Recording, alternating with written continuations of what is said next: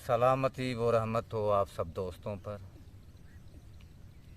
उम्मीद है आप सब खुश होंगे अपने अहल व अयाल के साथ, अपने दोस्तों के साथ, अपने अजीज़ व अकारब के साथ। मालिक आप सब पर अपना फजल बनाए रखे और आपसे भी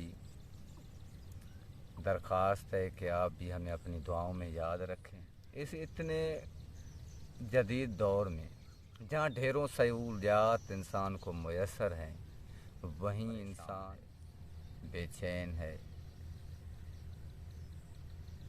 तो उस बेचैनी के आलम में, उस परेशानी के आलम में वो अक्सर औक़ात ऐसे तोड़ या ऐसे हल खोजने की कोशिश करता है कि उसकी ज़िंदगी में दुख ना रहें, उसकी ज़िंदगी में तकालीफ ना रहें, उसकी ज़िंदगी में परेशानियां ना रहें।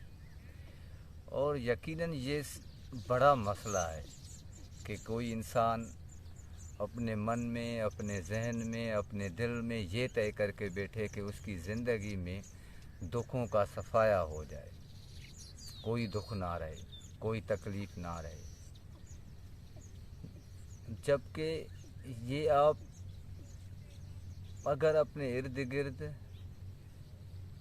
अपने महल्ले में, अपने माशरे में, अपने गाँव में, अपने शहरों में, अपने सूबों में, अपने ममालिक में, इस पूरे कुरे अर्ज़ के निज़ाम को अगर आप देखेंगे तो वो आपको इस बात से ज़रूर आशना कराएगा कि इसी निज़ाम में आप दिन भी देखते हैं जो रोशनियों से भरपूर है, आप रात भी देखते हैं जो अपनी तारीकी के साथ, गहरे काले रंग के साथ प्रकट होती दिखाई देती है। इसी तरह आप सुबह भी देखते हैं, आप शाम भी देखते हैं। ठीक इसी तरह यहाँ दुख भी आते हैं इंसान को, और उसी इंसान को सुख भी मुयस्सर आते हैं। ये है कि हम इंसान अक्सर अपने खुशियों में, अपने सुख में इतना खो जाते हैं कि हमें वक्त का एहसास नहीं होता, जबकि दुख में हमें ऐसे महसूस होता है जैसे वक्त गुज़र ही नहीं रहा। बिल्कुल ऐसे ही एक शख्स का मसला था, जिसे आप नफ्सियाती मसला कह सकते हैं या ज़हनी उलझन कह सकते हैं, यही था। तो वो गाइडलाइन लेने के लिए, और वो बहुत पत्ते की बात है जो अभी मैं आपको बता रहा हूँ, कि वो गाइडलाइन लेने के लिए, वो हिदायत के लिए लेने के लिए, वो या नसीहत मशवरा लेने के लिए एक दरवेश के यहाँ पहुँचा। तो दरवेश के यहाँ सलाम अर्ज़ किया, उसकी महफ़िल में बैठ गया, उसके सामने बैठ गया और अपने आने की वजह बतानी शुरू की। जो उसका मकसद था वो उसी मकसद ही पर आया और उस दरवेश से मुखातिब होकर कहने लगा कि मेरी ज़िंदगी में बहुत सारे मसाइल हैं, मैं उन सब से निजात पाना चाहता हूँ, उन सब से आज़ादी पाना चाहता हूँ। मेरा कच्चा घर है, कच्चा मकान है जो कभी भी टूट सकता है।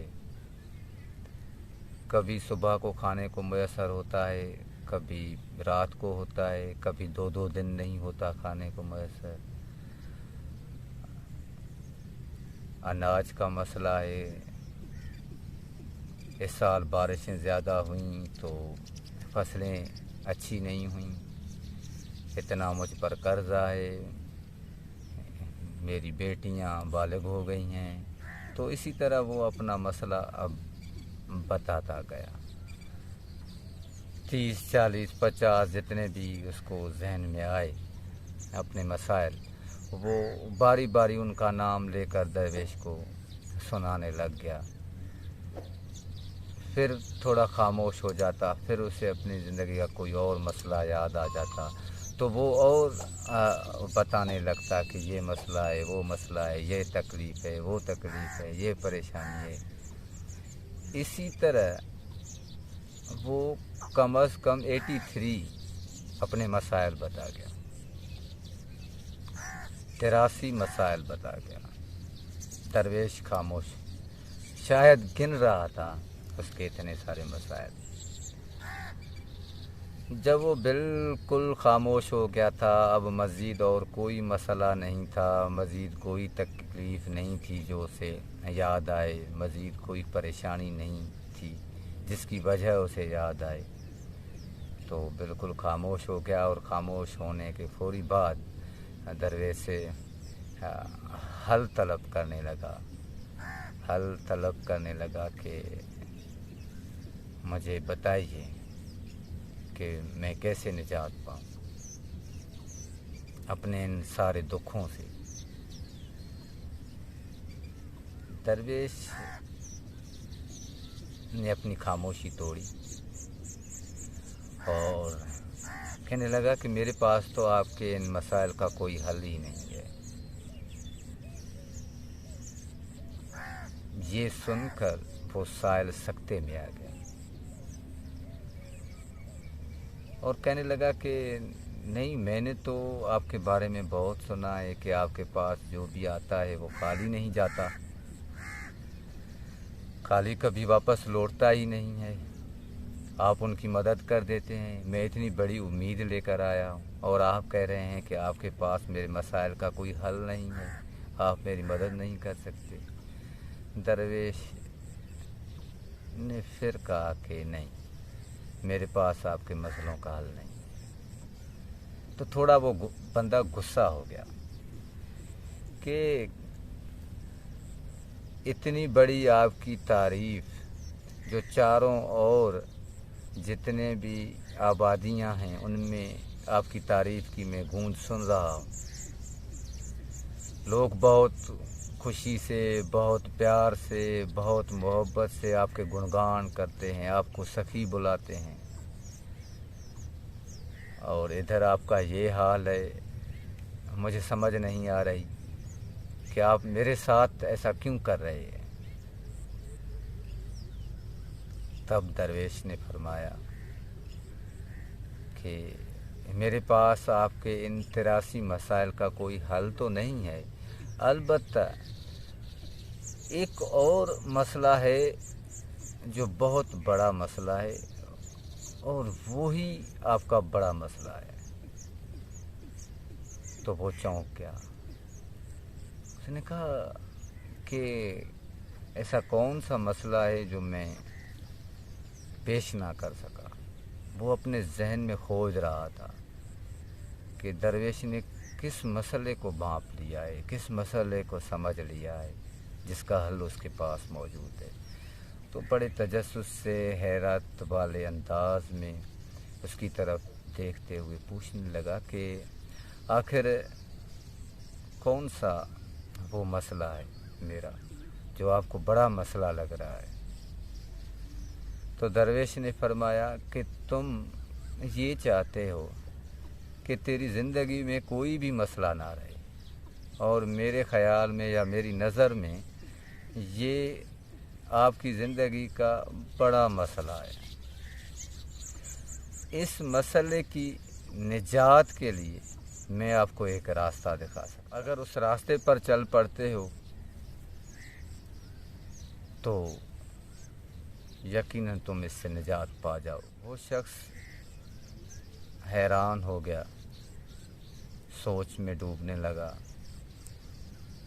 और अपने आप से अंदर ही अंदर बातें करने लगा कि वाकई ये तो बड़ा मसला है कि मैं चाहता हूँ कि मेरी ज़िंदगी में कोई मसला ना हो, जबकि ज़िंदगी तो सुख दुख का मेला है। सुख आएंगे, जाएंगे, दुख आएंगे, फिर जाएंगे, जैसे दिन होते हैं, फिर रात आती है, تو اسی طرح یہ تو چلتا رہے گا سارا نظام۔ تب اس نے درویش سے پوچھا کہ بتائیں مجھے وہ راستہ، اور تاکہ میں اس راستے پر چل کر نجات پا جاؤں۔ تب اس درویش نے اسے خفی گر دیا کہ گر دینے کے بعد کہا کہ اسے اب پکاتے جائیں۔ خفی گر یا خفی ذکر بھی کہا جاتا ہے۔ خفی ذکر اور اچھا رہے گا سمجھنے کے حوالے سے، اور اس سے چند شرائط بتائیں، چند نصیحتیں بتائیں کہ ان پر آپ نے عمل کرنا ہے۔ انشاءاللہ آگے جا کر آپ ضرور اس مسئلے سے نجات پا جائیں گے، کیونکہ اب تو کم از کم آپ پر یہ کھل چکا ہے کہ سکھ اور دکھ جو ہیں وہ ہماری زندگی کا حصہ ہے۔